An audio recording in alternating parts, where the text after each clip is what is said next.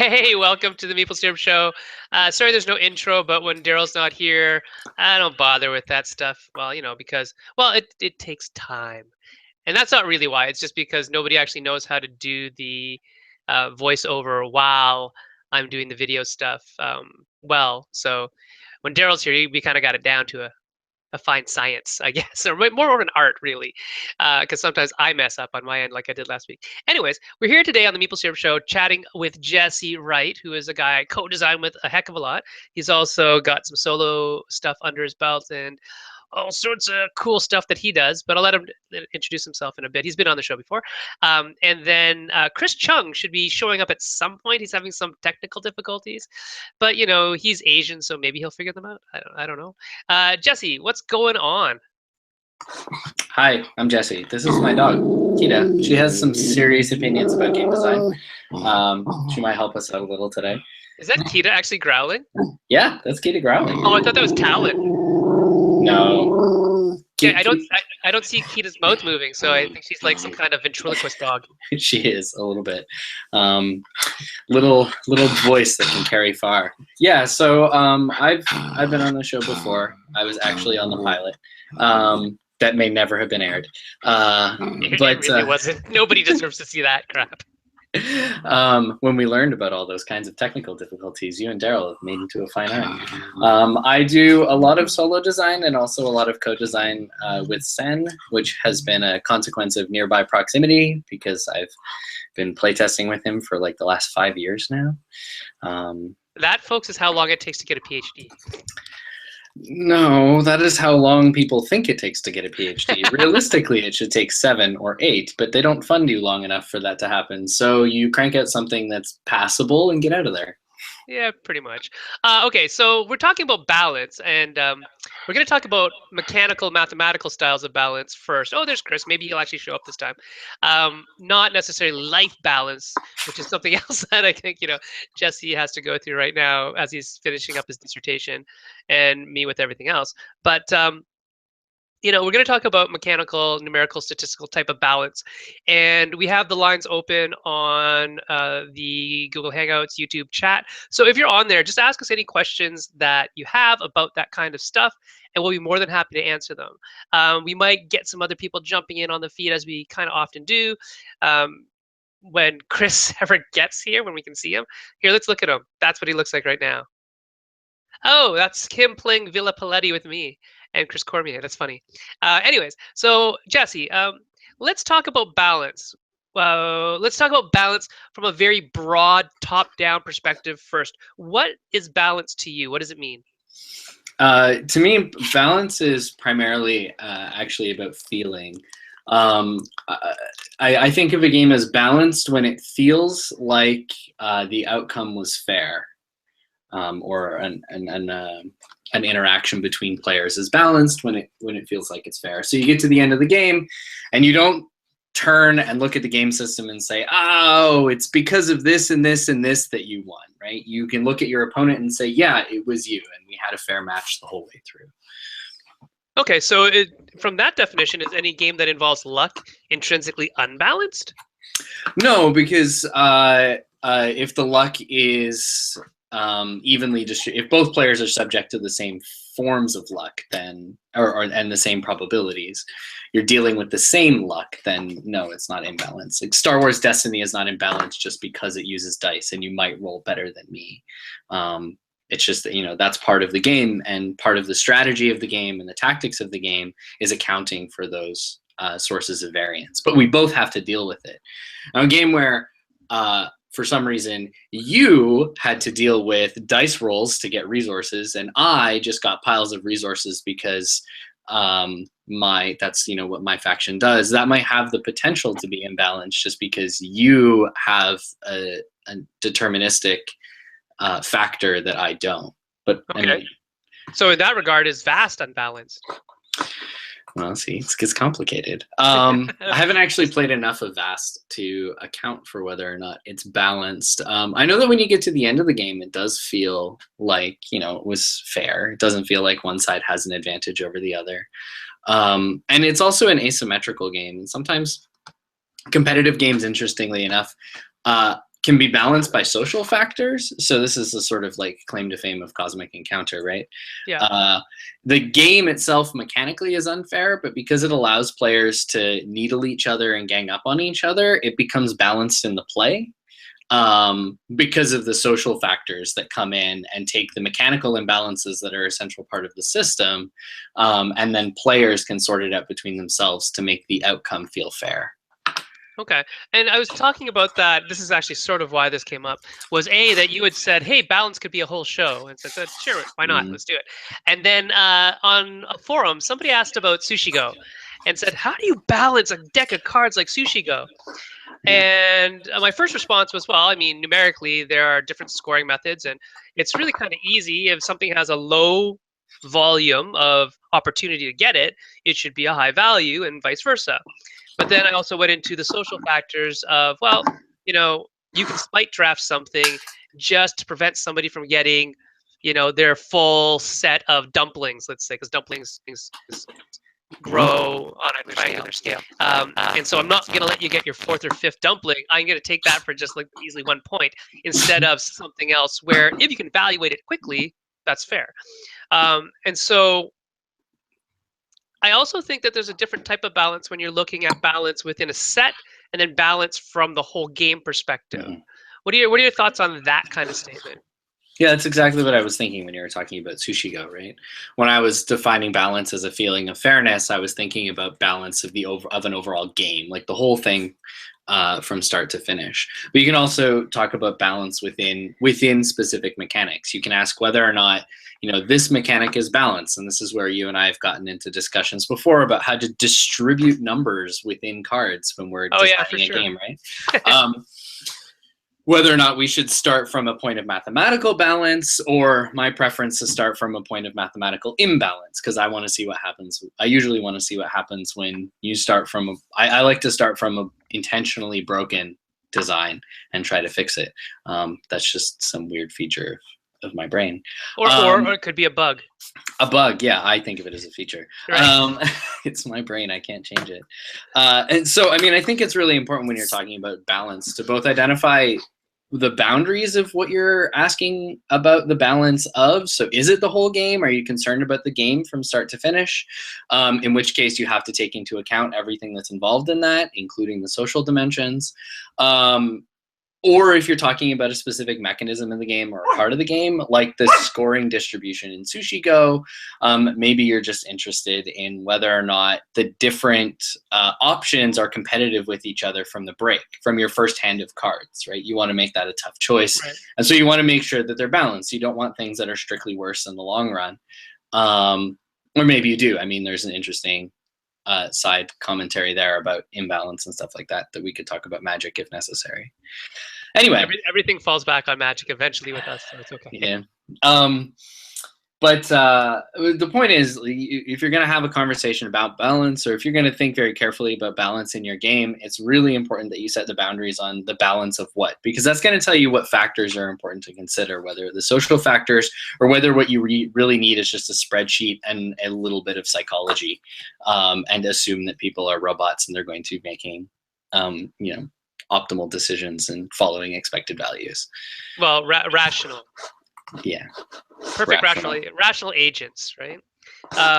So the two parts that Jessey was bringing about, at least two things that we're going to talk about that Jessey just talked about, was our differences. So Jessey and I co-designed quite a bit, and we have actually very different ways of coming to balance. Jessey starts from imbalance and works towards balance. I start from balance and work outwards towards chaos. And in fact, it actually works well, because we both see the value in each other's methodology. It just depends who's actually making the cards at the time. And typically, over the last while, it's been Jessey, because he's figured out the way to do it on Squib really quick. And we'll eventually come to the same point anyway. And so in the end, it's fine. And I guess that's kind of a co-design point for all of you out there who want to co-design with somebody, is sometimes it's just let the other guy do what they want, and it'll eventually get to the same place anyways. Most likely it's going to get there. That actually is a function of, randomness. And and statistical variance, to be honest, that we're eventually going to get to the same point. It's kind of like Jesse's going from the outside towards the mean, and I start from the mean and kind of go out. And that's just my nature of being kind of a perfectionist. Like, we had this, what was the one that we or it was pretty funny. I said, okay, Jesse, what cards do we need? And I said, okay, we need 1 2 2 3 3 3 4 4 5 5 6 and or something like that, right? And Jesse said, yeah, I just throw out the fives. I said, why? He goes, well, just to make it asymmetrical, to see what happens. Yeah. And that's fine. In the end, we kind of found out that that wasn't the necessary way to do it, but neither was mine. So it was sort of in between both. And that was sort of the kind of the interesting part of it all, is that balance really is a function of play, more than it's a function of sitting down and mathematically working out everything, and more than it's a function of starting from chaos.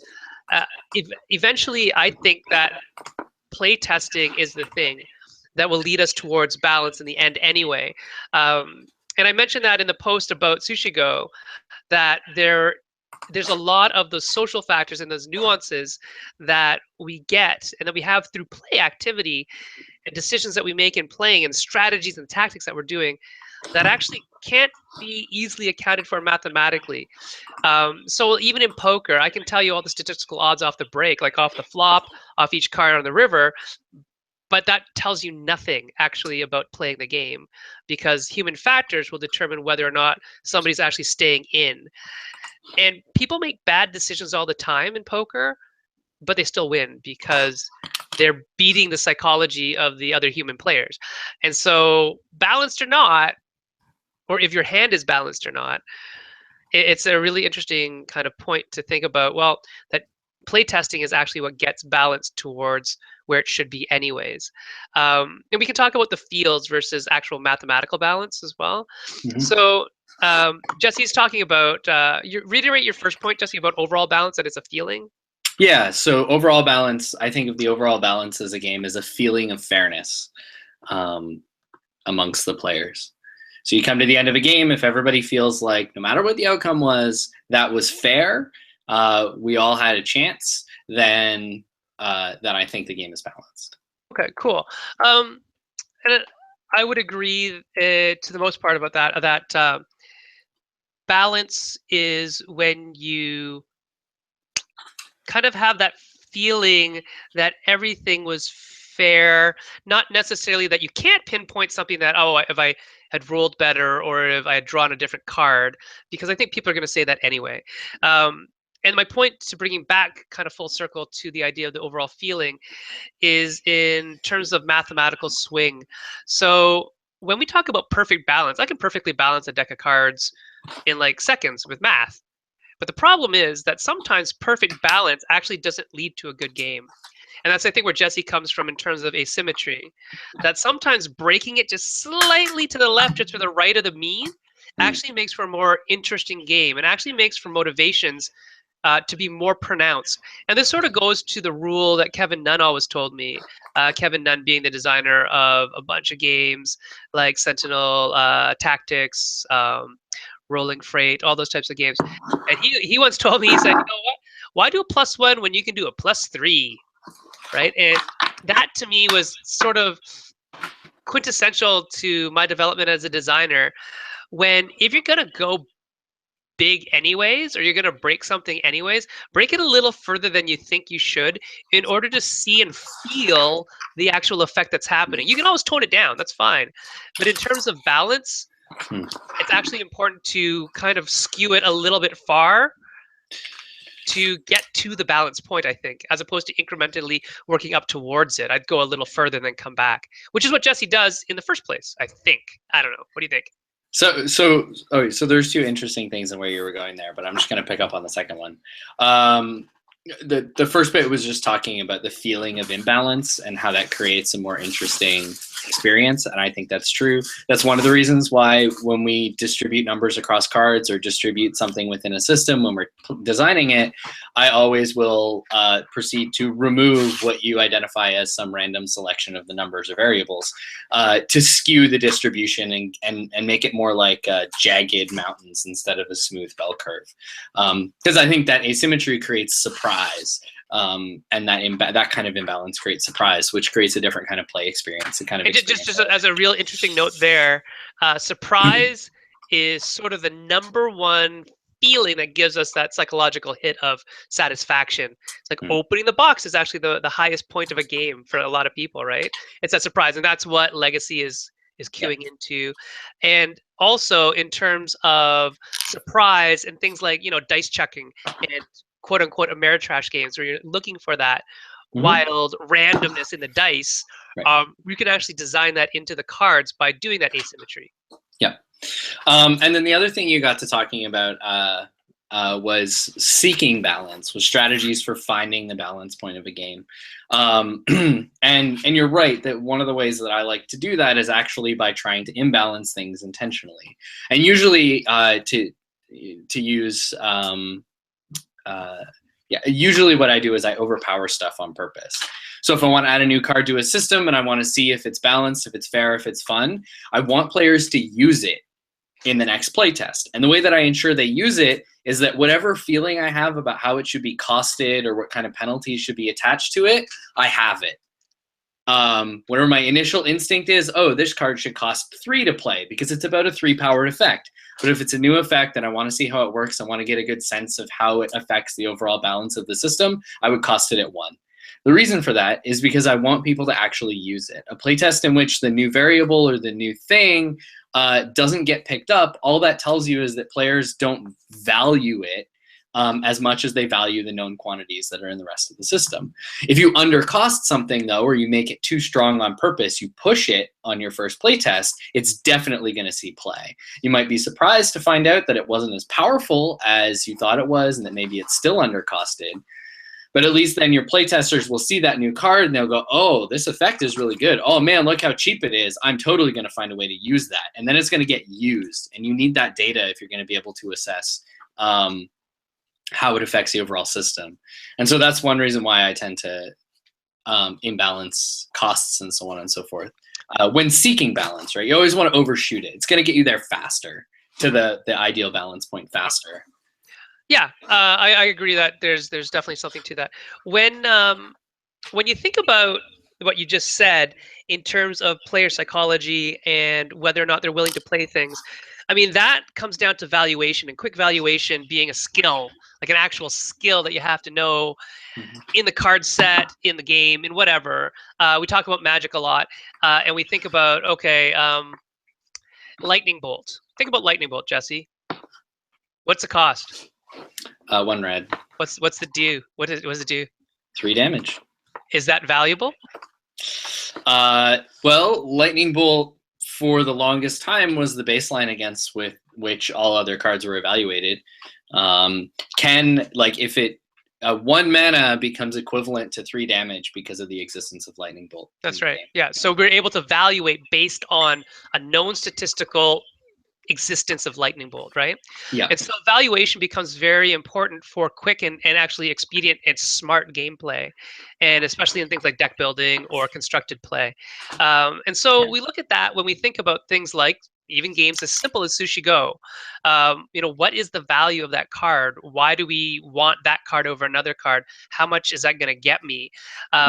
And with Lightning Bolt equaling 3 damage, then we kind of have a baseline. Yeah, that's right. And so balancing isn't really about is everything balanced, because if everything's actually the same, we don't know what's better or not, tactically or strategically. We just don't, because they cost all the same thing.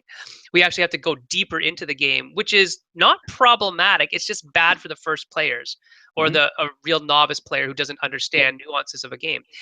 Eventually they might, but they probably will never play the game because they don't get it, because everything is very much baseline and the same. And so what our job is oftentimes as designers is to really curate that card set to say, you want to play this card because it's cheap and powerful. You want to get up to this level of card when you're drafting because this is the same effect that you got for $3 and now you can buy it for 2 or 1 or whatever, right? So I think there's a lot more to balance than people think than just numerical balance on a bell curve. As lovely as bell curves are, and as much as I use them, that's not really the end result. That for me is the start, and for Jesse, it's closer to the end, I guess. Yeah. Yeah. Although it never looks like that in the end, anyways. Never. But that's because I have a preference for asymmetry anyway. Mm-hmm. So there was two, again, as always, two things in your little thing there that I think are worth highlighting and latching onto. One is about honing players' knowledge of the balance of the game, of how the system holds together. So I made a note for myself here about balance anchors. Yes, those So are great. that's what Lightning Bolt in a way was for early Magic, right? It's a very, very simple card. It's a very straightforward cost, 1, which is the sort of the unit that the system operates in mana. And it translates that cost for you into into the most important variable you care about in Magic, which is damage to your opponent, right? So your fundamental resource, mana, is translated into your goal, which is to deal damage, so damage. And so Lightning Bolt becomes this valuation template for new players. You see it, it's easy to understand. Once you understand how the system works, you then get embedded in your mind the idea that 1 mana needs to be worth at least 3 damage in order for it to be worth spending it on whatever it is you're spending it on. And so those kinds of anchors are really important to have in a game and to present to players early on. So there's the next thing is access to the balance, or being able to play at a higher strategic level. Often involves understanding the balance and imbalance of the system. So not only do you want anchors, but you want those anchors to be obvious. And so Sushi Go, to go back to the example we started with, has this in the sushi cards, the like basic sushi cards, the ones that are just worth points. They're not fancy set collection. They don't depend on anything anybody does. You grab the sushi and you have 1, 2, or 3 points, depending on which one. Yeah, they are basically the lightning bolts of Sushi Go.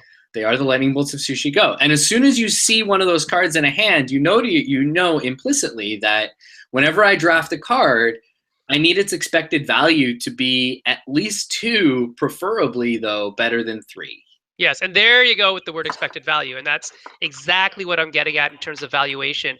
When we have players who don't actually understand expected values of a card's worth, then we have problems with perhaps balance on our end as designers, that we didn't do those things that Jessey's talking about in terms of providing an anchor and providing access to kind of, it's almost like you're, lifting the veil of the matrix, right?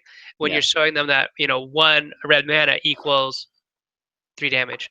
So just as a question then, if I was to evaluate flying men were from Arabian Nights, 1 blue, 1/1 flying.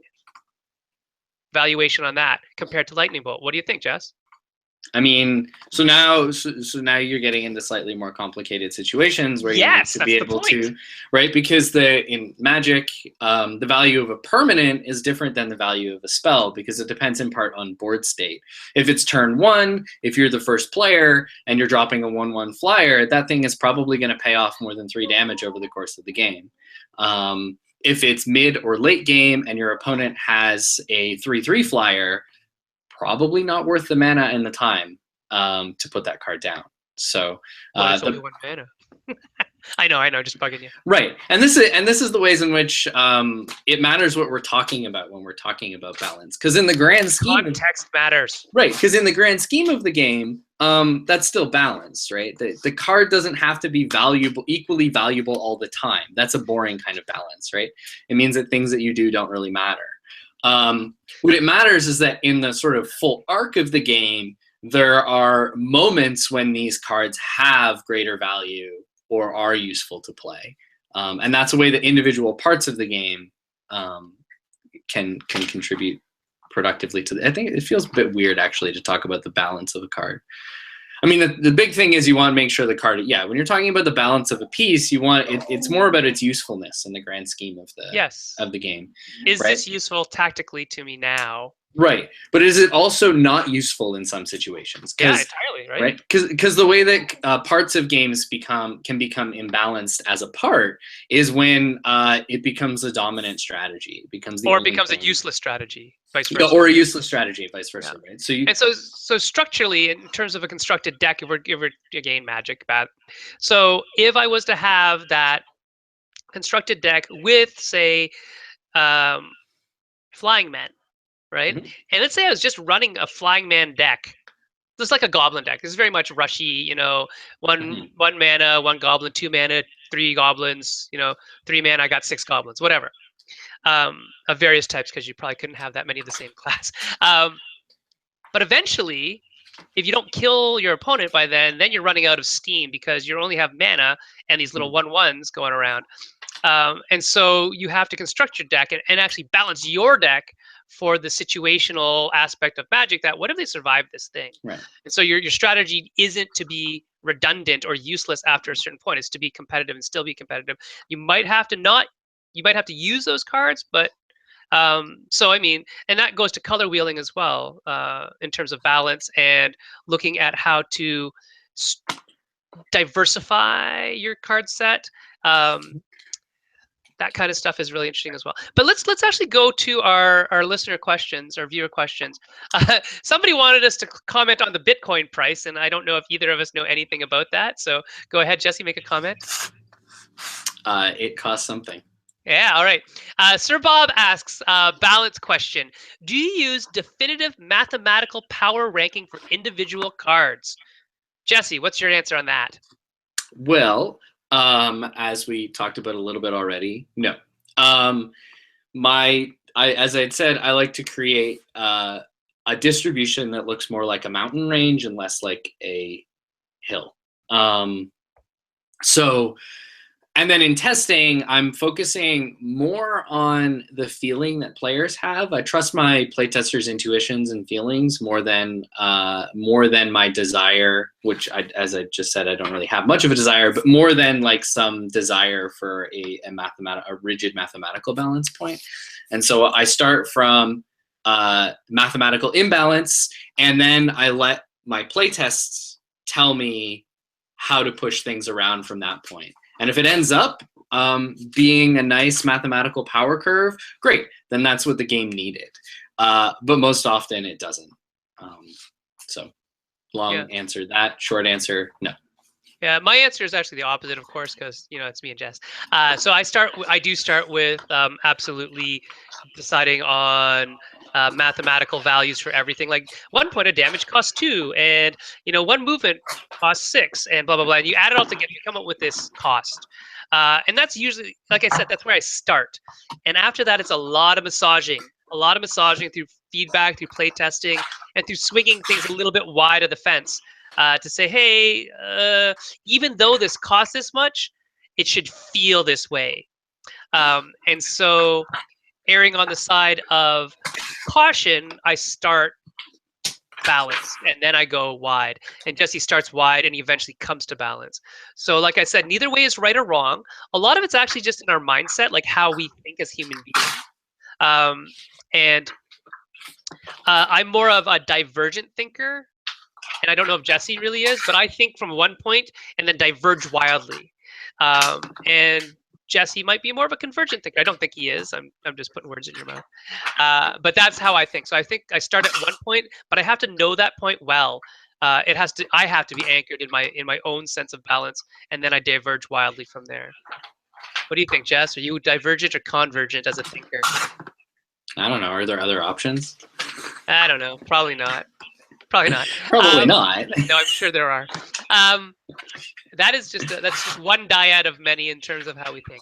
Sir Bob also asks, what are the things that are disrupted by imbalance in a game? There are many, but what are the easiest things to destroy in the gaming experience when something's imbalanced? What do you think, Jess? The satisfaction of a win. Yeah? Yeah, I think that's the biggest thing at risk when you're dealing with a system with a imbalance. Is because it's going to take the achievement of winning away from the winner if it comes too easy or it comes too fast. Mm-hmm. And as for if Sir Bob's trying to get us to think about sort of specific kinds of things within a game that can ruin the game experience, I think that's actually a really difficult question because it's going to depend a lot on the context of the game. So for a good example of this is like the possibility of king making. That's a way to have imbalance in a game that comes from a game system allowing certain kinds of social behavior to influence the outcome. And so in that way, social behavior can be the you could identify two different sort of pressure points that are making it possible. Either the ability of certain kinds of social conditions to influence the outcome of the game, or the fact that the game makes it possible for kingmaking to occur by virtue of the way that players interact with each other. Mm-hmm.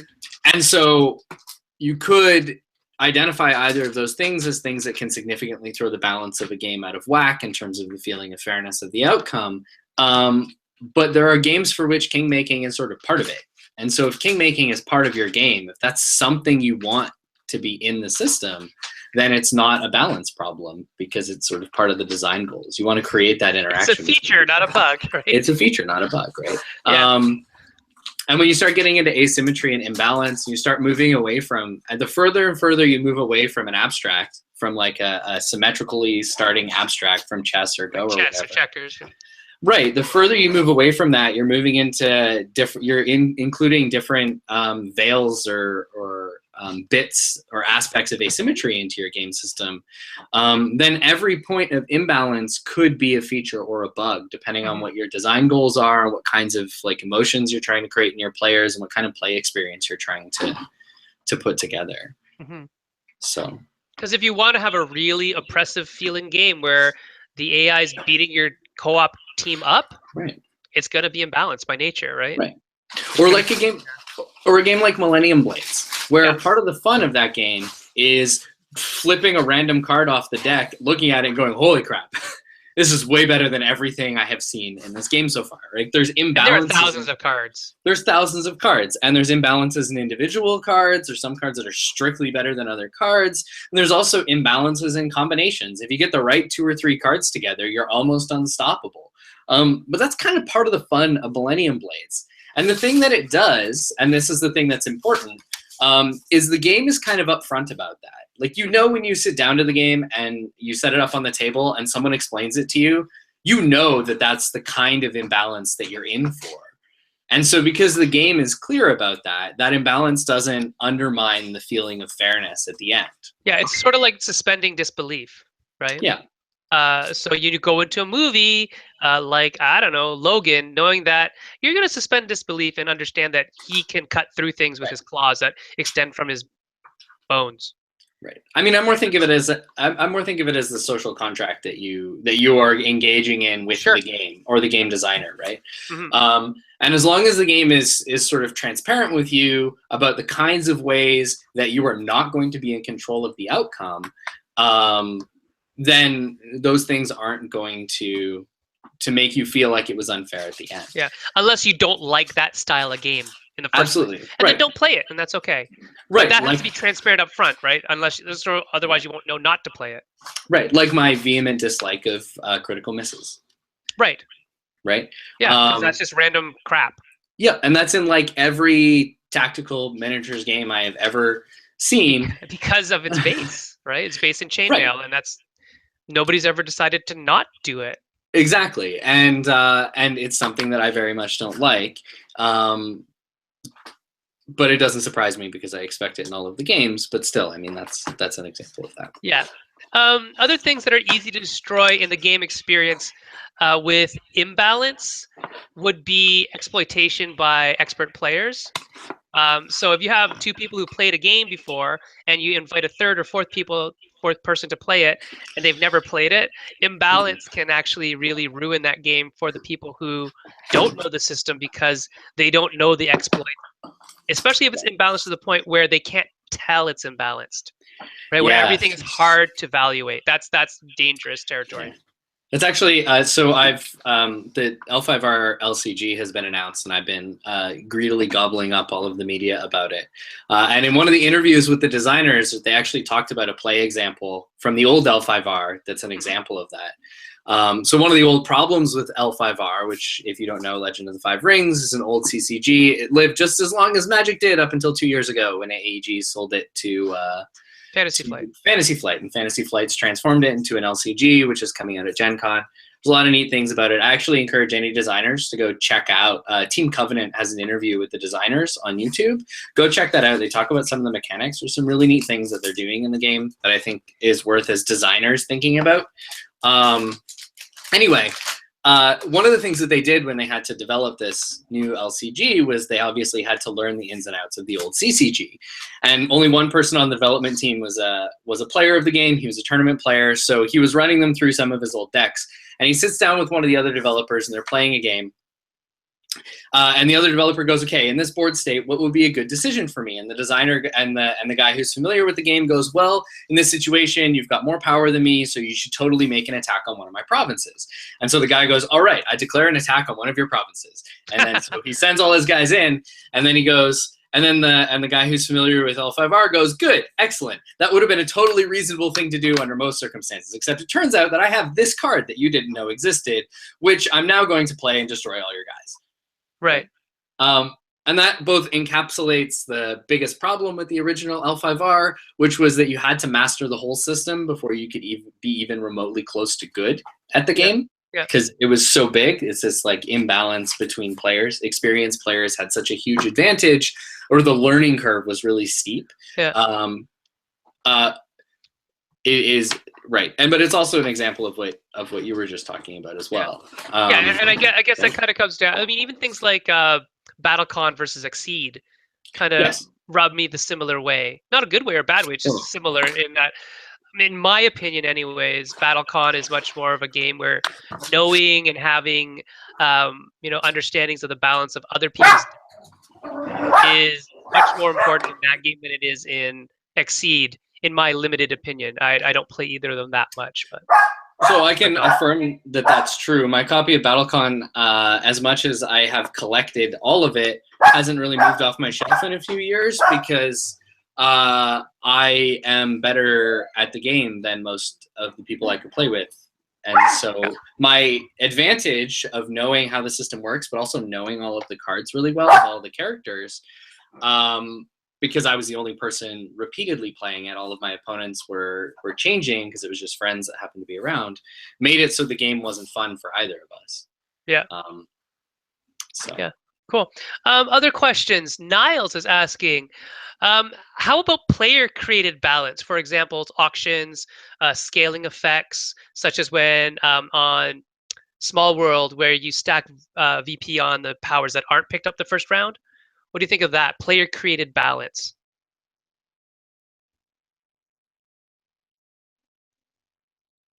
Your microphone. You're muted. Oh, sorry. Keto was barking. I forgot that I turned it off. I actually think those mechanisms are excellent tools for safeguarding a system against a whole bunch of different kinds of imbalance. Small World often comes to mind when I'm thinking about these things. Because, I mean, the core of the game is this really cool thing where you've got, like, a race and a power, and they just get randomly clipped together, and who knows what you're going to get, right? Mm-hmm. And some of those combinations are ridiculously good, and some of them are bonkers bad. Mm-hmm. Like, or can be just because the combination came out. Right, because a different one came out, or because the power and the races thing are anti-synergy. Yeah, they're just exactly. The synergies just aren't there, right? You know, it's like this race really likes to hunker down, and this power says go wide. It's I don't see how that's ever going to help me.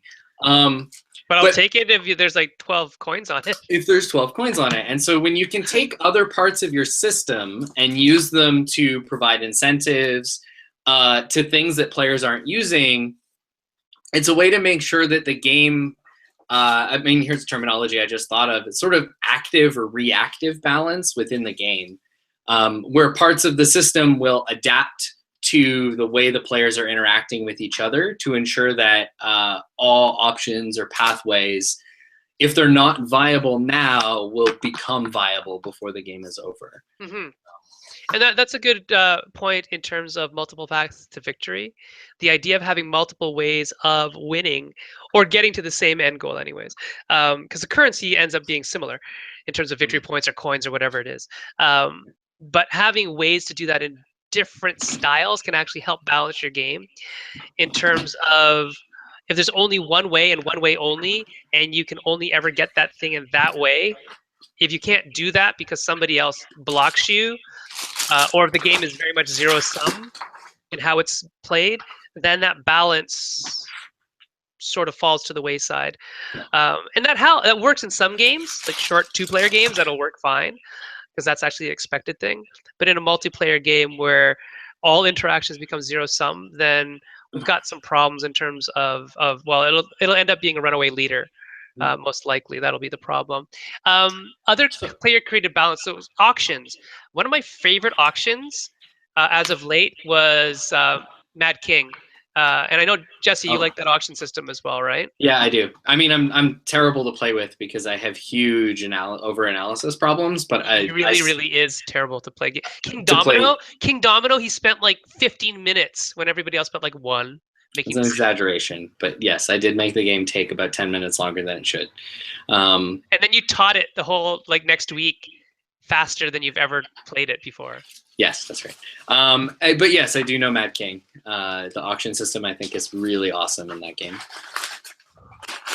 Yeah, and so how do you think that is a self-balancing tool or a player-balanced tool? So socially contracted balance, How do I see that auction system as a balance or tool? any auction system, really. Yeah. Well, some auction systems can be imbalanced because they can have that Yes. experience player favoring. So, But that's um, that's in terms of valuation of set or whatever you're yes, collecting, right? And yes, that's that's not right. necessarily, it's tied to the auction mechanic, but Yeah, it's not really about the auction mechanic. It's about the no, idea, and this is the early anchor and early accessibility thing that you're talking about, that if a player does not know what an auctioned item is worth, how do they know what to spend on it? They don't. And so, but an auction system of itself, there was oftentimes in the like the mid '90s when people were talking, "Oh, auctions, that's lazy design. That's lazy design." And then, but I really don't think it is. I think it's that other part of it, that not letting people know how much things are worth. That's the lazy design part. yeah. Sorry, Jess, I cut you off. Go ahead. Oh no, that worked out fine. I actually think auctions are excellent design. Me They too. provide a lot of player interaction in sort of non-threatening ways, which I think is really valuable in board games. We don't always need to be fighting each other. Um, and in a way you can have conflict through an auction without it being direct conflict. So actually that's one of the reasons why I really like auctions. What the Mad King auction does, and so what's interesting about that one is the active player sets the prices of all of the pieces that you can buy. Then the other players get to pick which ones they're going to buy, and then the active player gets to buy from the leftovers. So what's interesting about that particular auction, as far as balance goes, is it forces the active player to signal what they're interested in, or to try and feign what they're interested in. And so it takes the balance of the imbalance of the pieces, the fact that this piece is worth a lot more points to me than it is to you, and also a very complex system. Like, it would be a pain in the butt in castles if you wanted to analyze what every other player's board state is before you made your decision about what to buy, because you wanted to figure out what's best for who. What the Mad King auction system does is it puts that pressure only on the lead player by setting the value of everything, Mhm. and then everybody else, because the way you set the value is signaling to everybody else in a This is way. what I. This is kind of what I want. Yeah, I kind of want this, or at least I don't want any of you to take this, Yeah. right? Like, that's what Yeah. you're saying with the most expensive thing. With the cheapest thing, you're saying, I don't care if anyone takes it. Yeah. And so auctions that have a player that let one player or all players sort of set the values in one way or another are interesting, because they can actually bring balance to the social dimensions of a game. Yeah. Um, I believe so too. I think they really allow the players to have a direct agency on the balance of the game. And it's also balanced within the system in terms of how much money do I have to spend. I can't actually buy that thing for the amount that I set it at, so I can't set it at that. So you also have this intrinsically self-correcting system in a lot of the more modern games that have mhm. auctions in them. And really, it is, what is it worth to you individually when you're setting the prices. So that's Yep. also interesting. I think if Mad King had less of the analyzing everything every turn to find out how much you score on every turn, Mm, I think it would be a much better game. And I love yeah. it as it is. So I mean, that's the only criticism I have of that game, because the auction system in it is brilliant. Other questions. Niles then asked, thought on balancing not through cost. So example, so adding drawbacks or bonuses to make some things better or worse. Um, And then he also asks, what about designing handicaps into the game? This seems like it would be really cool, but rarely featured. For example, Nations, the board game Nations, uh, allows players to decide at the start of the game how difficult it will to be for them by deciding their resources per round. Have you played Nations? I have not, but I have played Go, and so I do understand handicaps. Right. Okay. Perfect. Right. So, what are your thoughts on both those things? So, drawbacks Okay. and bonuses to cards or whatever to balance not by actual cost, Yeah. which isn't in fact really a cost or a bonus, or by allowing you to start with a handicap or a declaration of some kind. What are your thoughts? So with respect to the first thing, I think first of all, I think you're right that in a way you can boil every part of a game system down to economics and call it a cost. Yes, that's my point too. But on the other hand, I mean, there is something interesting there, and it has to do with thinking about the balance through usability or usefulness of the cards. So we were talking before about the Magic card examples, and I was saying that the balance of a piece of a game is about whether or not there are circumstances in which it is useful and circumstances in which it is not. Right. Right. You don't want some action or option in the game to always be the right thing to do, and you also don't want an action or option to always be the worst thing to do. Mm-hmm. And you can affect that by just having it interact with the economy of your game. If your game has an economy, that is through a cost, or you can affect it through things like drawbacks and opportunity costs. So that's what worker placement games do. There may be better action spaces, but because of the way that we select them and the fact that we block each other from them, my decision to go for the better one means that I'm giving up the opportunity to go for a bunch of other ones. Yeah, and I think opportunity cost will play into a lot of balancing situations. Those are the things we're going to see in game, right? Not when we're designing the card set, but in game. Yeah, and so I think if you're wondering like how might I find a way to balance this thing, I can't possibly adjust its cost. I for some reason can't give it a drawback or an advantage. I think you just need to step back and ask yourself, how can I change the situations in which it's useful and the situations in which it's not, and make sure that there are some of both.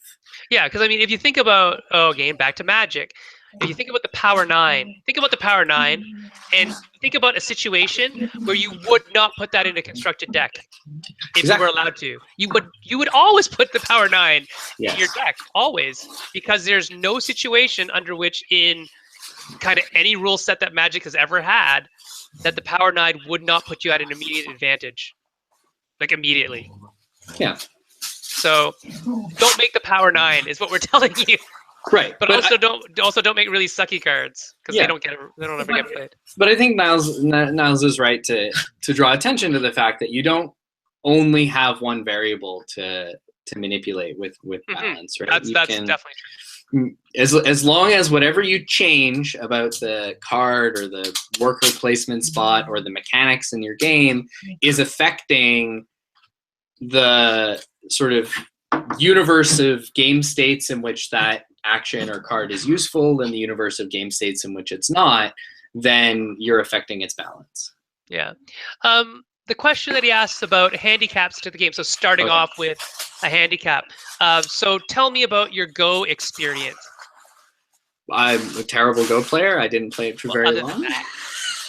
But it's more that, I mean, one of the cool things about Go is that it has this really neat handicapping system where you just start with extra pieces on the board in specific locations, right? Like there's key locations of the board that normally early and mid game is spent fighting over. And the way the game handicaps is if you are a better player than me, we figure out roughly how much better, and then I put some pieces on the board in specific spots to ensure that it's kind of fair. Right. And what's interesting about making and like putting these kinds of mechanisms into a game is, one, you need to give your players a way of establishing their relative skill in order to have good handicaps.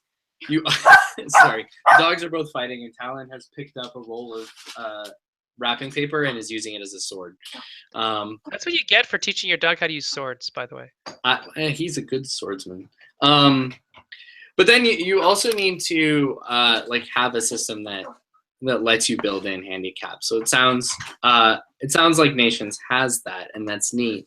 The neatest thing though that I've seen, and I can't think of a game offhand that does this, but I know games certainly do, and maybe you'll know one, is when players. So you have like an asymmetric game where players are going to have like different starting positions and different goals, and players can bid on who's going to play which role by saying, "Oh, I can beat you with only 10 starting resources. I can win this game, so I want to play the king." And then someone else like, "No, I can be the king because I can do it in 9 resources because you guys all suck."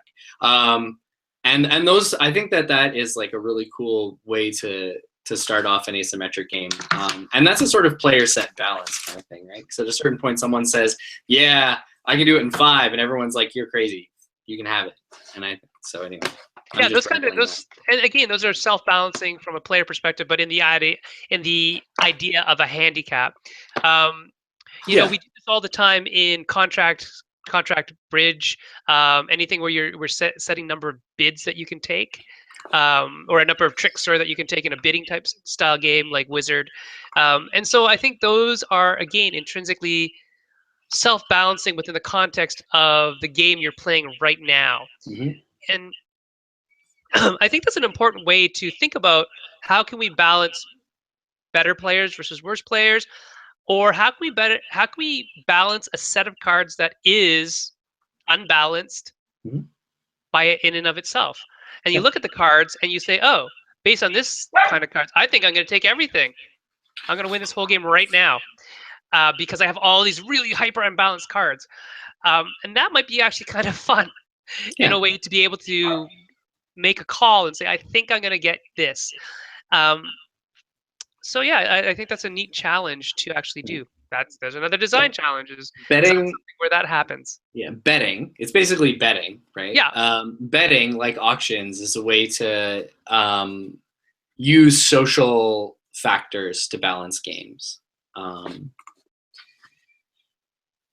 Because it's going to vary by the group and vary by each other's assessment of each other's skills and so on and so forth. And there's a real meta to it as well, right? Yeah. Did he ever shoot the moon before? Because if he did, then maybe he'll do it again. Or I don't believe that guy because he's always lying, and we played 10 games with him of this, and he lies every game, right? Yeah. So there's some neat factors in there that make the game more than just the numbers on the card. Oh, wow, we ran out of questions from Niles. Niles asked more.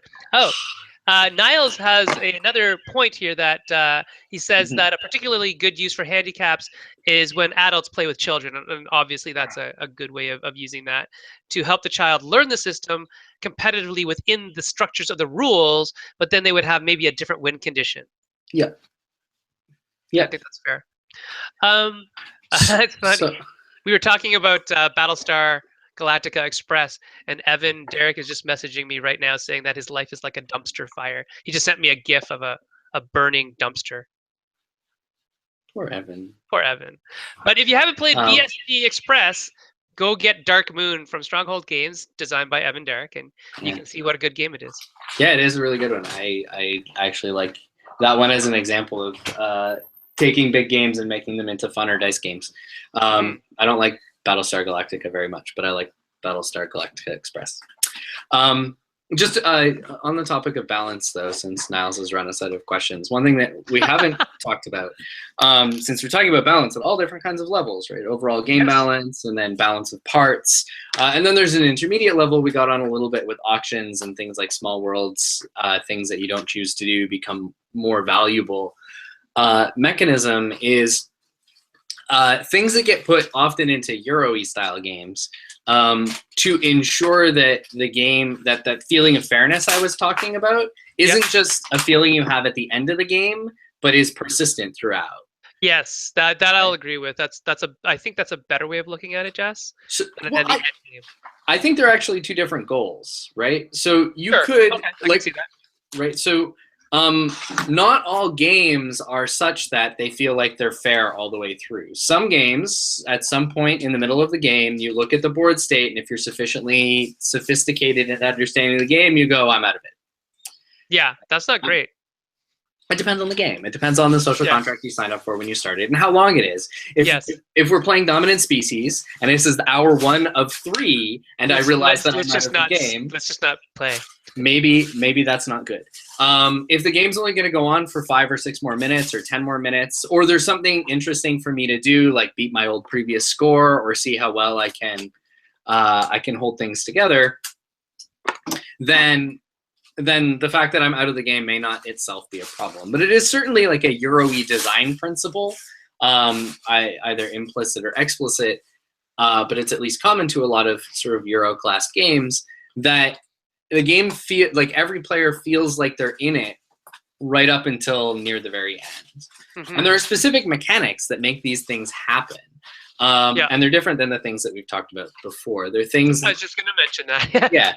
So they're things like rubber banding, which is when you've got game mechanics that force scores to continue to snap together so that players don't get too far apart from each other. So we talked about this a bit. I don't know if Belfort actually is a good example of it because of the second kind of thing. I think Belfort's actually the second thing, which is headwinds. Which is the more you win, the more resistance the game puts on you.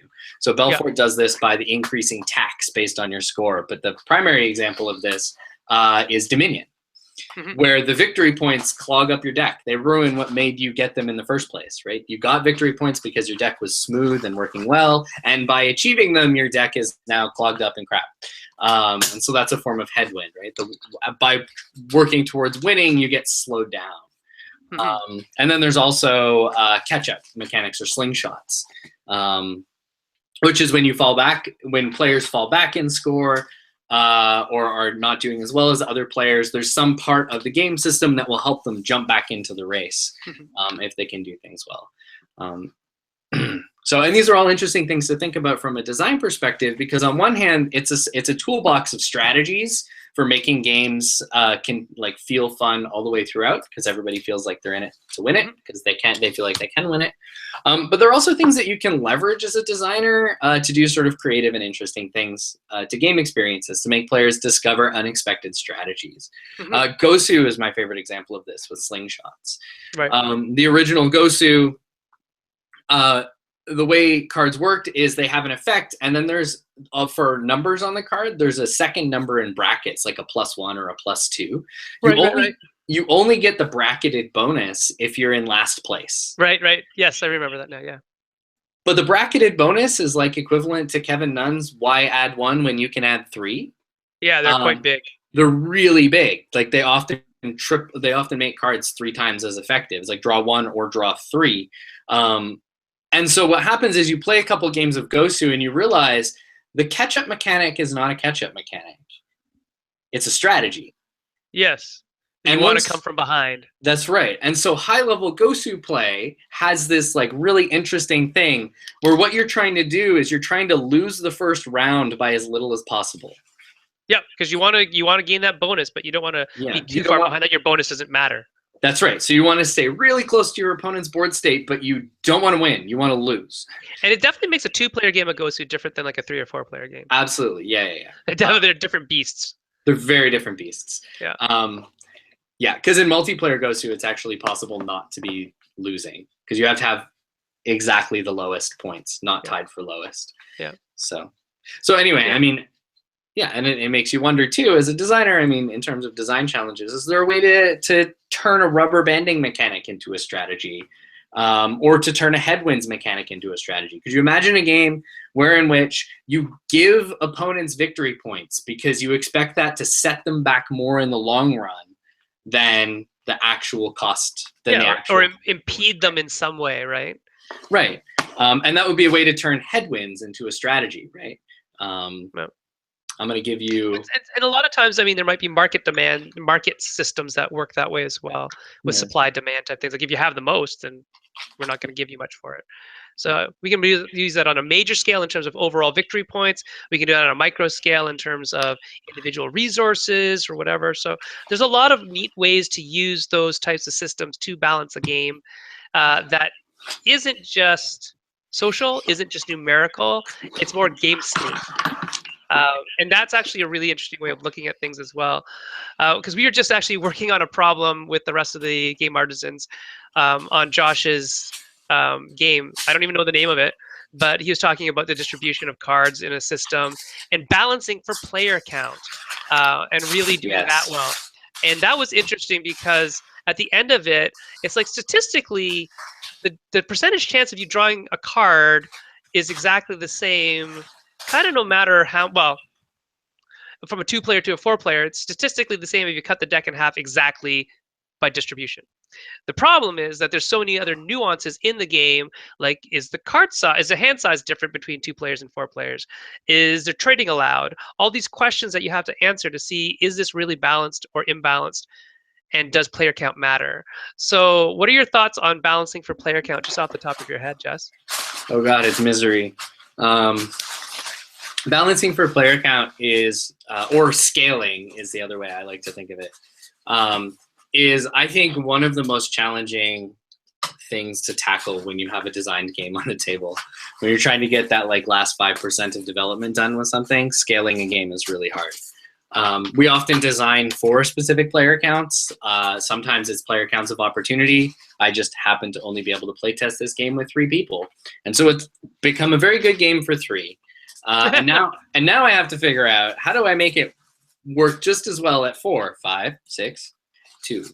And some player counts are easier than others to scale between, in part because of social dimensions, but also in part because of how your game systems likely click together when you add new players to them, which is why it is a rare unicorn to have a game that is just as good at 2 as it is at any other player count. Yeah, and so you'll see that a lot with card-based games where your deck size really matters because distribution of cards matters, number of reshuffles matters, and you have to do things like, okay, what's the highest number of cards that can possibly be in the deck and out of the deck at exactly the same time?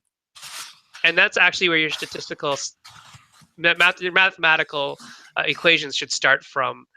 Is how many cards are out of the hand, how many cards are in the hand, and then what? It's then what is your balance? What happens in the first draw actually doesn't really matter that much, or as much as you think it might. It's everything that happens past the first draw. How many cards are going to get discarded from the hand? Does that leave us enough cards to actually make a new hand for everybody to draw from? If not, then what are we doing? And now we have to rebalance that whole deck again. So number of player count's a big deal. And that's actually a real big deal for a publisher too. So, yeah. 5 players, man. What? 5 players. It's like the magic. It's the magic number that is super hard to hit. Yeah, 7 players is hard to. Scaling through 5 though, right? A lot of games are 2 to 4. Yeah. Or like 3 to 7. Yeah. But those games that cross over into the 5-player zone are rare. It's very difficult. So Niles was asking again about chance, and one thing I'll say about balancing for chance is anything that affects everybody is great. Anything that affects just one person sucks. And so things like 2-player Catan. If you're playing the 2-player card game for Settlers of Catan, what happens is you roll a die and everybody gets affected by it. But even if you draw a card, a lot of times everybody's affected by that too, because there's only 2 people, so it's not really that much of a thing to swing it. But that kind of stuff where you have those sort of effects, they're balanced more by, or they're really prevented by you building in an intelligent way as opposed to luck. So you know in the deck, in the game, that there's going to be plagues or something, disease, and you need an aqueduct for that. So you should probably build an aqueduct at some point. And so a lot of the game of that type isn't really the idea of, oh, it was unfair and unbalanced because only I got affected by it. We're both affected by everything equally. I just happened to have a garrison to protect my 7 resources, and you didn't, so you lost them to the bandits or the thieves or the barbarians or whatever it is. And that's fine as long as it affects everybody equally. that seems to be more palatable for most people. Mhm. When you draw a card and just hammers you, that's when it starts feeling unfair. It starts feeling like the game is playing against you, um, and that's not a good feeling. What do you Yeah. think about chance, Jesse? Other thoughts on chance, just to round out the show? Right. I mean, like, yeah, as I said much earlier, I think that chance is balanced, at least in the overall sense of the game balance, the feeling of fairness when all players are subject to the same kind of chance. In your example, it's like negative drawbacks. Everybody suffers the same thing or the same degree of thing. If every turn you're drawing a bad stuff card at the start of your turn and everybody's getting a unique one every turn, that can be fine as long as the impact of those bad stuff cards are the same. Mm-hmm. Right? I don't want, like, I'm gonna feel like it's unfair if I draw my bad stuff card and I lose 6 armies and you draw your bad stuff card, and it causes you to lose 2 gold when armies cost 4 gold, right? Right. Like, there's a huge disparity in terms of how much we suffered from that. And so that's not cool. So you want to subject players to sort of same degree and the same impact of chance. Mm-hmm. And it's nice, and if you don't have a lot, isn't because you're playing with chance. If you don't have a lot of control over the impact, it's possible to roll a critical miss, for instance. Then one thing you can do to soften the feeling of unfairness, to make the perceived balance of the game come back, come through for the players, is to give players the ability to have control over it. So not just saying, look, guys, you might get a critical miss in like the social contract stage of the game, but to give players the ability to prepare for the possibility of a critical miss. Yeah, or mitigate. Or mitigate, right? You can spend some resources to make a portion of your attack guaranteed, even if you get a critical miss. So this thing will happen no matter what roll. Oh, I missed. That's okay. I got this thing. I paid extra for that. Or give players ways to mitigate the luck. Roll 2 dice, like advantage in D&D, right? Like roll 2 dice and take the better. If you're gonna get if you're making a critical attack, it's really important then that you try to get advantage because it helps mitigate that bad luck. You should probably use your story point, or whatever it's called. Yeah, that's right. Inspiration. I can't remember. Use your inspiration. Exactly. So if you can't make sure the impact of bad luck is going to be the same every time, then give players control over the bad luck. Let them prepare for it. Yeah, give them the tools to be active agents in their own success or demise. There's a buzzwordy way to say it. Yeah. That's what I'm good at. Buzzwords. Buzz. All right. So it is 8 minutes after 4. Oh my God. Just kidding. We're just going off. Last time I worked for you. I know, right? So we're going to say goodbye because that's about all the time we have. My kids are home. I got to feed them before they have to do various kid things like violin and karate and stuff like that. Jesse, I will see you later tonight. Yep. We're going to be at the Cardboard Cafe. If anybody's remotely around the London, Ontario area, please do come down to the Cardboard Cafe. We're there almost every Thursday night testing games, and love to see you if you're around.